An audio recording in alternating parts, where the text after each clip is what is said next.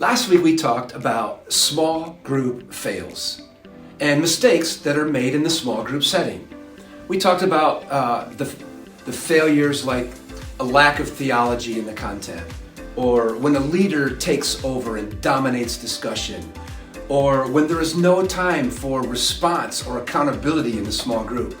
Or finally, we talked about how small groups will fail when they just become a chat session. I truly believe that we have lost theology and discipleship in youth ministry and ultimately then in the small group. And the statistics have proven that under the format of small groups that has existed the last 2 decades, that the theology of a generation has actually plummeted. Now, that doesn't totally blame small groups. The family has something to do with that too, right? But look at the dramatic spiraling drop of the biblical worldview in Gen Z. In the middle of this small group emphasis, a 4% biblical worldview, down from 19% biblical worldview in the millennials. And of course, we can't just blame small groups. We have to blame poorly run small groups for the plummeting biblical worldview in Gen Z. And the family has something to do with it too, but that's not this podcast. Look at these other statistics. The oldest Americans are 84% Christian. The youngest, 34% Christian. Of the oldest Americans, only 9% were unaffiliated with the religion. Today, Gen Z, 48% is unaffiliated with the religion.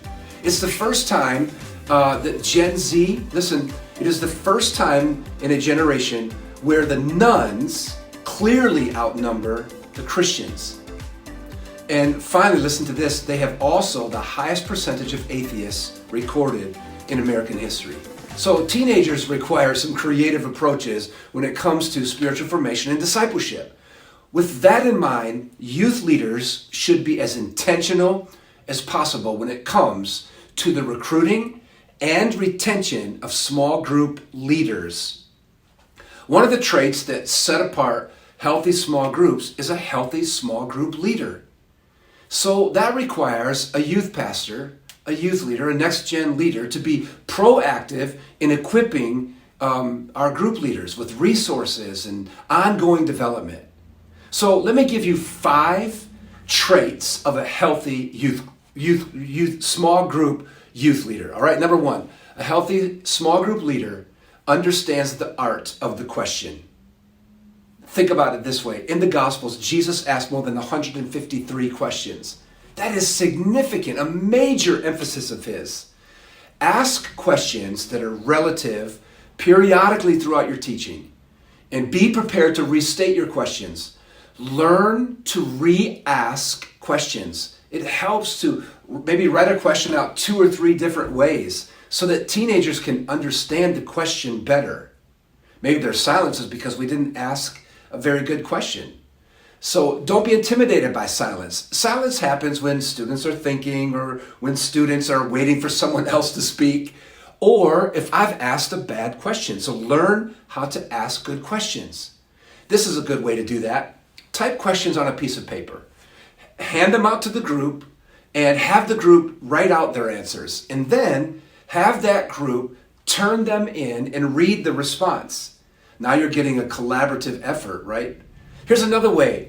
Do a live Q&A at the end of the small group where they ask questions about the content for that week. Listen, if Jesus asked 153 questions, and I'm sure many more than we can. Hey, number 2, healthy small group leader is creative. Kinesthetic small groups are the best learning setting. Where all of our faculties are used in the learning process, that would include sight and sound and touch and smell and taste and other physical and mental abilities to learn.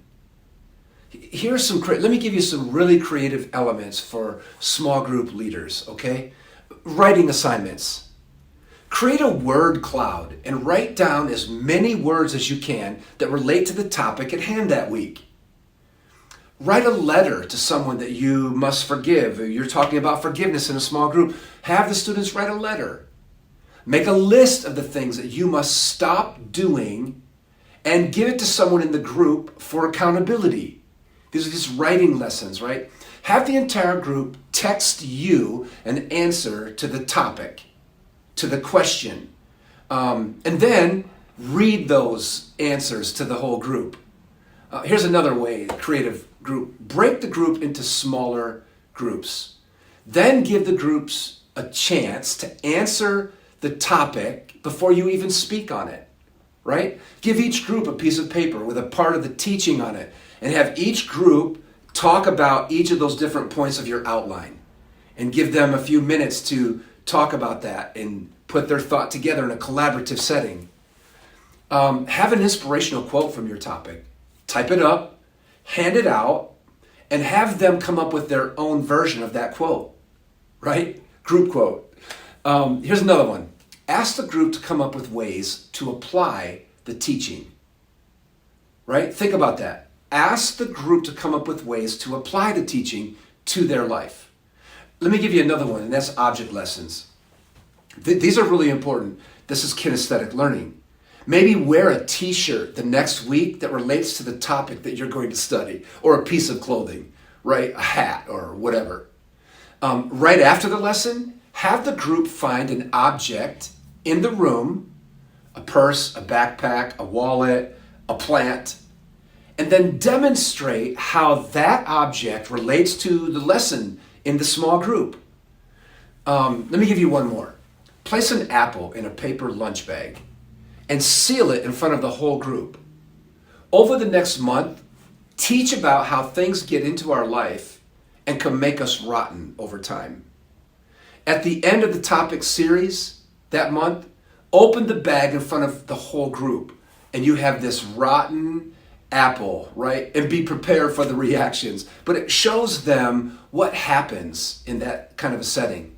Here's another object lesson. When teaching on surrender, collect everyone's purse, wallet, keys, cell phone, and ask them to think about how they felt when something valuable was taken away from them.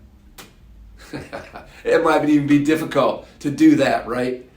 Use videos. Another creative way for a small group is to use videos that place, that sight and sound learning in front of your kids. You can get those at TED.com and YouTube and Vimeo and Google, right? Hey, number 3, a healthy small group leader is a listener. The temperature and culture of every small group changes every week. The emotions from the lived experiences of the group that day will affect the small group. So it is important for leaders to read the room and just listen. Listen to when a student makes a statement that everyone else needs to hear, and repeat that statement and ask for feedback, or stop and say, how did that make you feel? Right? Follow up questions to their responses. Everyone in the room, everyone in the small group will feel valued. And I think that will increase more conversation. I've also learned to encourage or honor a student after they make a comment by saying something like this: Adam, what a great thought. Everyone else in the room, right? Everyone else in the group is going to feel that encouragement and maybe want to say something next time. Listen. Listen to the story of students and ask questions about their story. Ask the group to respond to a statement that somebody just said. Whoa, how do you guys feel about what Adam just said? That will tell everyone in the room that you are listening to them and you're not ready to move on to the next point in your outline. Read the room and listen. A small group leader is not a lecturer. He or she is a moderator. A small group leader must get beyond lecturing.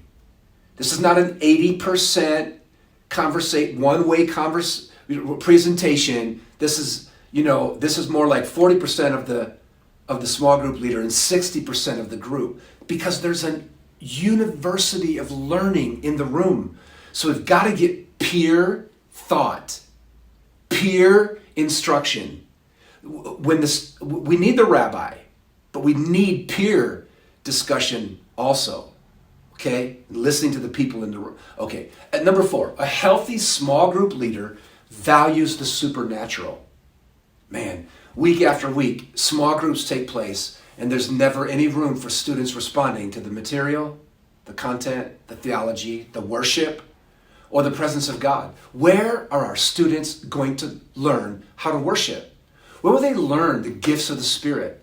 Where are they going to see and not just hear about God? When is the last time you prayed for healing or for the supernatural in your small group?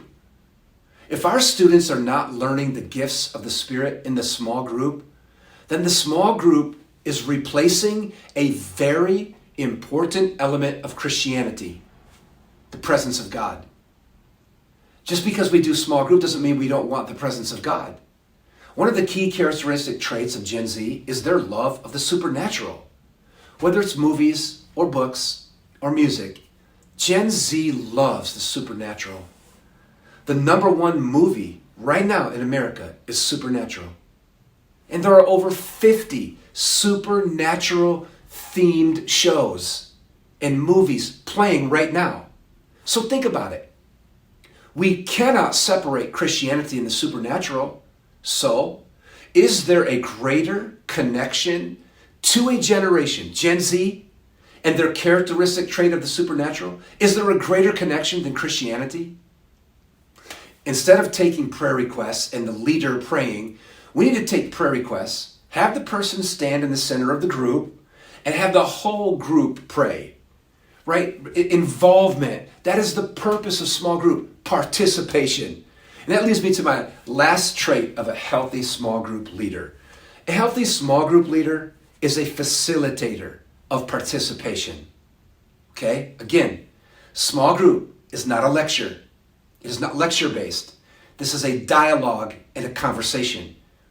It is much easier for students to be spectators in the large group setting. Okay? But what we do not want is that they become spectators in the small group setting. That's defeating our purpose. Another thought here is that students are in small groups at school 35 hours a week. Think about it. They're split up into classrooms and they transition in and out of subjects all week long. 35 hours. Is that really what we want to do when they come back to youth group on Wednesday night or Friday night or Sunday?